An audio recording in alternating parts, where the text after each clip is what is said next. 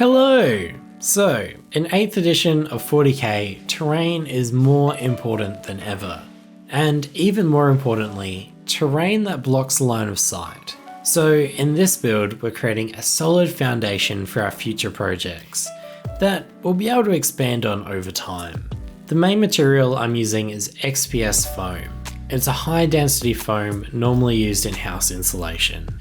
I picked mine up from the hardware store and it comes in two convenient sizes, 50mm and 30mm, both of which are perfect for this build, and I'll be using them both.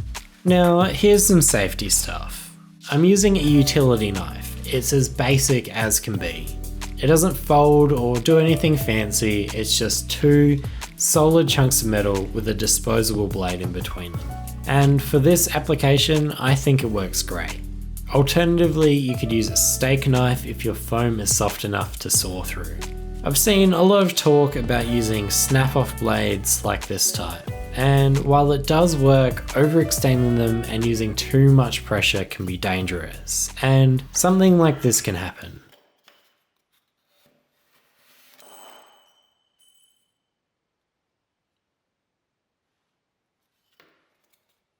I always tell myself I'm going to be careful, but when you're building a table full of terrain, over a few hours it's easy to get lazy or lose concentration.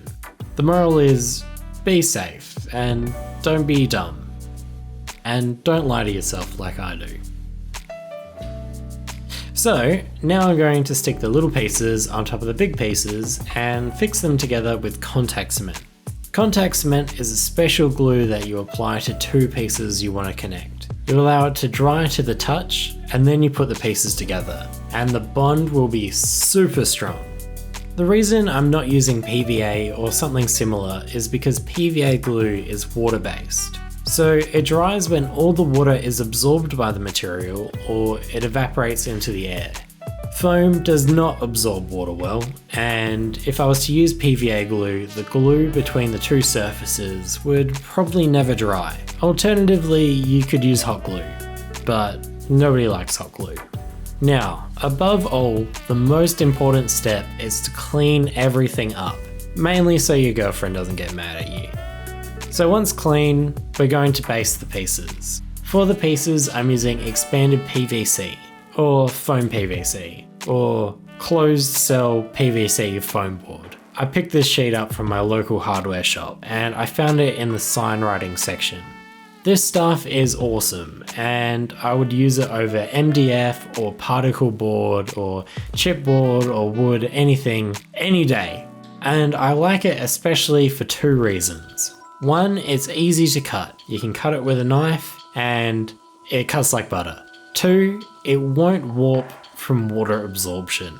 If there's something I hate more than review videos, it's bases that wobble. We're building these pieces to last, so our bases need to be water resistant. Where I live, it gets pretty damp, and moisture has been the killer of years and years of my local club's terrain. No more. It ends today. Expanded PVC. It's the future, invest now. Anyway, to give the pieces some grit, we're using some crushed gravel I bought from my local earth movers. For the bigger bits of stone, I'm using bark chips that I freshly roasted in the oven to dry out, and hopefully kill anything living on them or in them. I'm using PVA glue for this step, and once everything's dry, I'm going to seal everything with even more watered down PVA glue. This took a couple of days to dry, but now it's time to paint. Now, I wasn't sure how I wanted to paint them, so I used a couple of pieces as test pieces to try out different colour schemes. I hand painted all these pieces white for the first coat, and then I used an aerosol spray for the second. This was a mistake.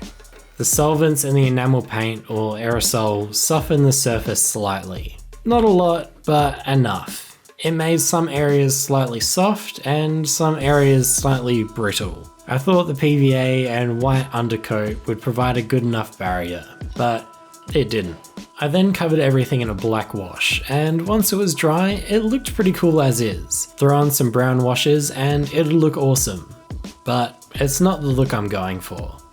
I dusted over the piece with a maroon spray. I was hoping the pieces would have more definition between the black and white underlayer, but with this particular highly pigmented spray paint, it didn't really show through at all. So I sort of wasted a good few hours of undercoating, and I could have really just undercoated it black. Oh well, live and learn. To brighten these pieces up, I did several layers of dry brushing and stippling. I made a handy little chart as I went along, and this helped document the process, so later on I can have a record of everything I did. So in the future, if something needs touching up or I want to expand the board, I know exactly what I did and exactly what paints to mix, and the process I did. As you can see, I kept my stippling sort of random, and that really broke up the flat surfaces. Then to add some definition, I took some burnt umber and painted it in all the gaps. These pieces are going to be gamed on, have models on them, dice thrown at them, and probably stored in a box every now and then. So it's important to protect them with a clear coat. I used an oil-based spray matte clear coat, and I did about 4 thin coats. And that's really it for now. I took these pieces out to my local club and we had some games on them and it worked out really well. Okay, I'll see you guys next time. Hey, it's me again. I just wanted to let you know that I have a Patreon. It's $5 and I'm posting everything that doesn't fit in videos there. I'm posting things like unreleased templates or beta tests or future paid products, 3D printable stuff, as well as some behind the scenes bits and bobs. Hopefully I'll see you there. Thanks to everyone that donates, joins my Patreon, sends me kind emails, shares my stuff. It really means a lot. It's really cool. Like, really cool. Anyway, bye for real this time.